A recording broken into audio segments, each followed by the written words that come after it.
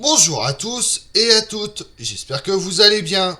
Aujourd'hui, on part sur les traces du Moyen Empire égyptien, qui débute avec la 12e dynastie, mais ce sont les pharaons de la 12e dynastie qui marquent de leur empreinte la période du Moyen Empire, qui se situe entre deux phases intermédiaires et troubles. Vous voulez en connaître plus sur le Moyen Empire égyptien? Venez avec moi.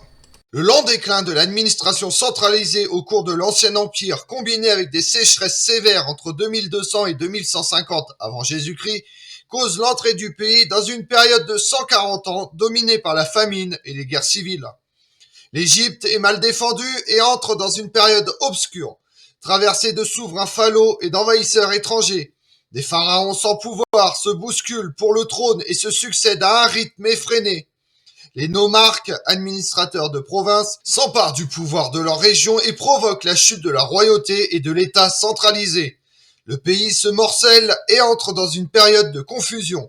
Cependant, comme les nomarques ne doivent plus de tribut aux pharaons et qu'ils contrôlent leurs propres ressources, les provinces s'enrichissent. Après une longue période d'agitation et d'instabilité politique, dont on ne sait pas grand-chose, si ce n'est qu'elle fut marquée par un effritement du pouvoir pharaonique au profit de potentats locaux, on pense que le retour au calme et à l'unité du pays est l'œuvre de Mentuhotep, descendant de gouverneurs thébains, chef des Nomes du Sud. En effet, durant la première période intermédiaire qui débute vers 2300 avant Jésus-Christ, l'Égypte est scindée en deux. Dans le nord, les chefs de la Moyenne-Égypte appartiennent à la dynastie héracléopolitaine, capitale économique de la Moyenne-Égypte, située au sud du delta qui a fondé la 9e et 10e dynastie. Dans le sud, ceux de la dynastie thébaine avec plusieurs Antef, créateurs de la 11e dynastie. En fait, la 10e et le début de la 11e dynastie sont parallèles. Le Moyen Empire commence en 2065 avant Jésus-Christ quand Mentuhotep II, l'un des souverains de la 11e dynastie, prend le titre de roi de la Haute et Basse Égypte. Le fait principal de cette dynastie très mal connue est la réunification du pays et la victoire des rois thébains sur leurs homologues du nord. Avec cette pacification, les pharaons de la 11e dynastie renouent avec la politique traditionnelle de l'ancien empire. Expédition en Nubie, où il est probable qu'ils atteignent la deuxième cataracte. Aménagement de la route de l'Ouadi qui mène à la mer Rouge. Expédition militaire contre les Bédouins et autres nomades.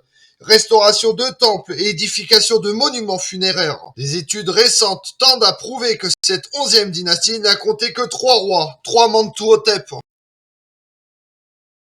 Mentuhotep IV, dernier pharaon de la 12e dynastie, est un faible, qui de toute évidence met le pays en danger. C'est son vizir, un nommé Amenemhat, qui à la faveur d'une guerre civile s'appuie sur la classe dirigeante et usurpe le trône.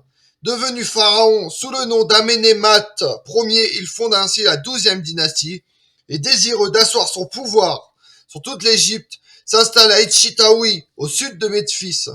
Il s'intéresse principalement à l'administration, renforçant le rôle des scribes, mais s'occupe aussi de consolider les frontières en construisant des forteresses pour défendre le delta oriental contre les invasions asiatiques et en menant de nombreuses incursions en Nubie, Palestine et en Libye. Mais les troubles ne sont pas totalement éradiqués. Il succombe à un complot lors de sa 30e année de règne. Son fils, Sésostris, co-régent depuis 10 ans, se trouve en Libye, peut heureusement revenir à temps pour prendre le pouvoir.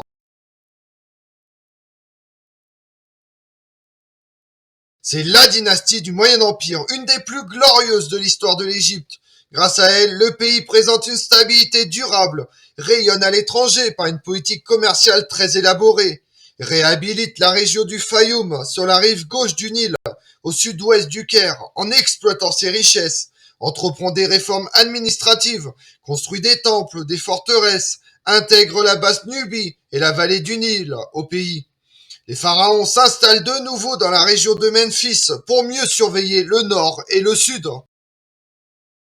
Sésostris Ier mate la rébellion et fait face à la crise politique. Poursuivant l'œuvre de son père, il pénètre en Nubie jusqu'à la troisième cataracte et prend possession des mines d'or de la région. La paix revenue, il consolide les réformes administratives de son père et surtout s'occupe activement de redonner aux temples endommagés par les désordres et les guerres civiles leur faste d'antan.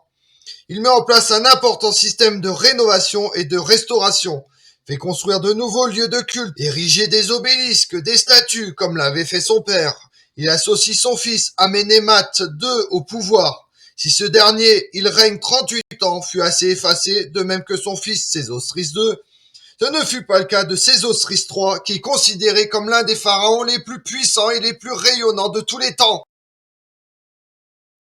Sésostris III est un conquérant. Une fois pour toutes, il pacifie la Nubie, qui le vénérera comme un dieu.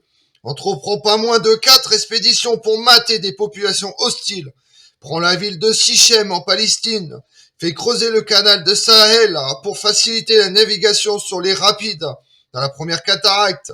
Et à son tour fait construire des forteresses pour protéger le pays.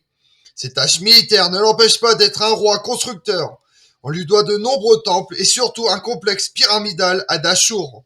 Il sera plus tard à l'origine de la légende grecque de Sésostris. Son fils, Amenétap III, profite de la paix retrouvée pour s'occuper de la mise en valeur économique du pays. On ne sait pas grand-chose de son successeur Amenemhat IV. Était-il son fils ou son neveu, ni de la femme de ce dernier, fille d'Amenemhat III, qui régna comme pharaon à la mort de son mari.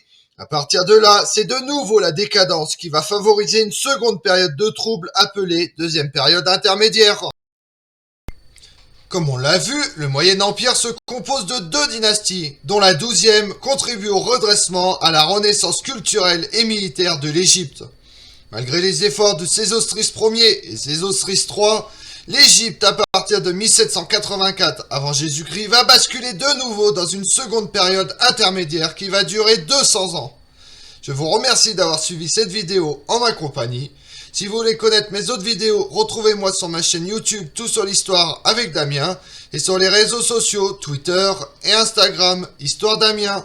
Et pensez à liker, commenter et vous abonner. Je vous remercie à tous.